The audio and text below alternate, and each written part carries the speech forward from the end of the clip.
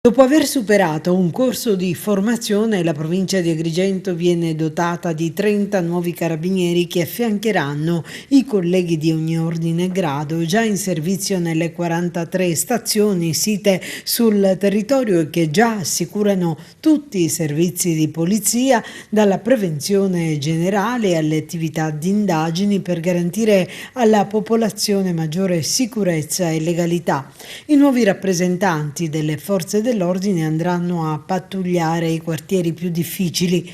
I nuovi militari arrivano dalle scuole allievi, a questi si aggiungono in tirocinio per il periodo estivo ulteriori 7 allievi marescialli, un sottotenente che ha appena ultimato il primo anno del corso biennale presso la scuola ufficiali, e questa è una buona notizia ed è segnale netto verso la tutela della sicurezza dei cittadini che i militari dell'Arma attuano quotidianamente per rendere più vivibili le nostre città.